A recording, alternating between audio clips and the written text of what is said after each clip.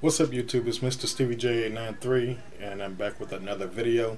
And in this video I'm going to be doing sort of a look back over the past year. I've had a MacBook Pro now for about a year, so I'm doing sort of a 1 year later type of video. So let's get started. Alright, so if you've seen several of my videos, I make note of the fact that I've had a MacBook Pro now for about a year. And basically the deal is about a little over a year ago, the last computer that I had, which obviously was a Windows-based computer, it pretty much reached the end of its life stage. It was malfunctioning in lots of ways, and it was just time for me to get a new computer.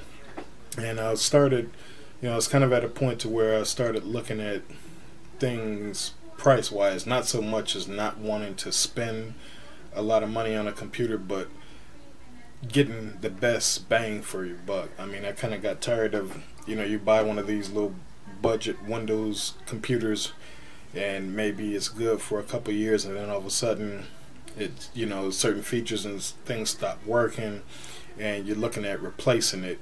And also you're looking at, technology is updating so fast that, right after you buy something off the shelf, it's already outdated. So I started looking at, whether or not I really wanted to stay with a Windows computer or move over to a MacBook Pro. And actually I've been researching information on MacBook Pros probably dating back about 6 months prior to buying it. And one of the things that always stood out to me was the price. And finally when I went in to look at a MacBook Pro and doing a little research, seeing everything that comes with it, I felt like the price was worth it. And now keep in mind, this is not the current MacBook Pro with Retina display that I'm talking about. This is I bought this in February 2012, so it's the October 2011 refresh. The MacBook Pro's got 500 gig hard drive, 13.3 inch, and it's that was some of the things that I was also thinking about, the size. It was smaller screen size, obviously a bigger hard drive than what I had on my Windows computer, but it also had that sticker shot, so going back to that, I was kind of looking at that. But part of what I wanted to get this computer for is video consumption and production. And so when I look at some of the features that already come on it, obviously iMovie comes to mind right off the bat. The fact that that's already bundled on there and as powerful as it is, if I wanted to do something like that on a Windows PC, Windows computers, I'm not knocking them. I know some of them do come with video production stuff on there, but it's kind of lightweight. If you really want to get heavy into video video editing on there, you're gonna have to go and invest some money. So when I look at everything that a MacBook Pro already comes installed with versus everything that you'd have to go and buy to put on a Windows-based PC, in the end you end up gonna come out pretty close to the same. So the argument about the dollar amount of Apple products, at least in this regard, to me it was a moot point. So I decided to go with the MacBook Pro. And the learning curve, if you've ever talked to anybody who switched, they'll tell you that there is a learning curve. I mean, it took me about a week to get accustomed to the OS X operating system. I mean, I was the first couple of days, of course you're excited, but there's that limited knowledge that you have as far as the operating system, so you're learning. And after a couple of days I kind of got frustrated and I was starting to wonder if I'd made the right decision. Obviously Windows is something that I mean, I've been using Windows products for over 20 years before that, and right around that time I was getting a little despondent about things, but certain things started catching on. I started picking up certain things and took off, and from then I've just like I said, for the past year I've really enjoyed it. And again, going back to something that I was talking about as far as the price and everything, when you look at the dollar amount that you spend on a MacBook Pro versus I guess I call it a budget friendly computer, I kind of mentioned this before about that limited lifespan. The last computer that I had it probably 3 or 4 years. It was a Compaq Presario laptop, but even though I had it 4 years, it started having issues probably about 3 years in. So the last year I had it, it was just one thing after another, finally leading to it breaking down. And so what really got me, as far as Apple products, or a MacBook Pro in particular, I had a couple of people that I used to work with who both owned Apple products, and they both talked about how, you know, even 4 years after they had purchased theirs, you know, with a little bit of maintenance and taking care of it, it still powered up as fast and as quick as it did when they bought it. And certainly that's something that appeals to me. I always had issues with the Windows PCs. You know, you be in the middle of doing something, you're typing a memo, and all of a sudden you go to save and you get that message up top that says Microsoft Word has stopped responding, and you know, you just lost everything that you've been typing. That's something that I have not had an issue with on here. And again, you know, going back to features that it has, you know, people talk about the fact that the MacBook Pro doesn't come with, you know, Office or Pages or Keynote or things like that. There's a text editor that it does come with that is almost, in my opinion, as powerful as Microsoft Word. But with that, I did go ahead and download Pages and Keynote, and when you look at that, the price for those versus Windows products, again, you know, when you start adding up the cost of stuff for a Windows computer, once you get everything on there that you really want, you're going to end up spending pretty close to what you spend for a MacBook Pro. So that price, I mean, if you're looking at that and using that as an argument, that's really a dead argument, unless you don't plan on using video editing software, you don't plan on using Office Suite type stuff, which is pretty much everybody uses that type of stuff now.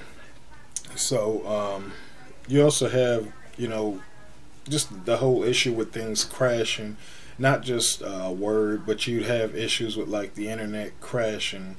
Of course, you have the constant threat of viruses, and you'd have to, you know, with Windows computers, you have to keep going back and forth updating, and a lot of these updates you'd have to go and pay for.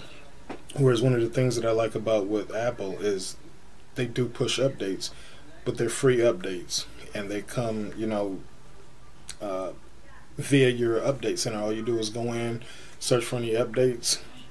If there's any, the computer pulls it in and updates, and it's free. It's not something that you have to go and worry about paying a lot more for. Also, the quality of apps on there, that's not to say that I've never had any apps crash on the MacBook Pro. I have, but in comparison to the way things were on my Windows PC, it's been a whole lot fewer and further in between. So I don't really think that there's much comparison there.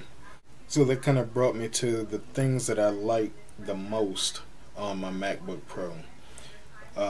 First of all, I like the size of it. I bought the 13.3 inch, and it's small enough to fit in a backpack. You don't have to worry about a lot of excess weight. It's something that you can just slide right in there. You can get, you know, a couple of accessories, and you're off and running. It's not, you don't feel like you're carrying the weight of the world on your back. It's a pretty light device. I mean, even this particular one, the 2011 edition, I love iMovie. When I first got my MacBook Pro, I knew nothing about video editing. I knew nothing about how to, you know, create effects and transitions. I just knew, looking at a video that had that type of stuff, it looked really cool. I had no idea. So really, I just started experimenting, and that's what really some of my videos have been. They've been progressions of my learning experience with video editing. I mean, I always go back to the very first video that I shot on YouTube, which is a Toshiba satellite laptop. That was the first video I shot, and it was actually the worst as far as video editing. I mean, you've got, if you look at it, it's on my YouTube page now, but if you look at it, you'll see the words transitioning on the screen as I'm talking. It was actually shot with a BlackBerry cell phone. The video image is kind of grainy, and yet the funny thing is that's the most viewed video on my channel. But anyway, if you go through each one of my videos, you kind of see a progression in skills, and that's something that, you know, I've really enjoyed. I've enjoyed learning iMovie. I love iCal, the calendar. I love the fact that that syncs with my iPad. It also syncs with the calendar on my Galaxy S3, so I can look at either one of those and see, you know, whatever events I have going on. There's a couple of different video formats that I have on here that I use for viewing videos and stuff that I download. One of them is, I'm just kind of going here, MPlayer X. If you've never heard of that, go to the App Store and check it out. But it's an awesome video download tool. I also like Miro Video Converter. This is a converter. You know, you can download different types of video and you can convert them over to MP4 format. You can convert it to several different types of format, but then you can also, say for instance, if you have a video of a song and you like the music, you can convert that video to MP3 format, so you just have the song. It's an awesome app.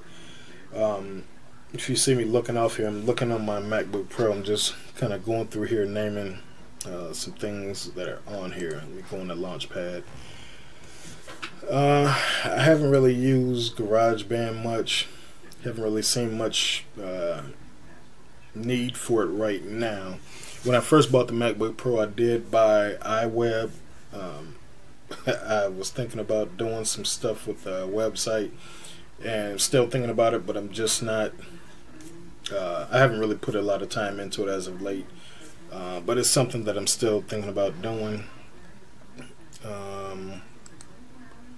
What else do I have? Of course, I have Adobe Flash on here.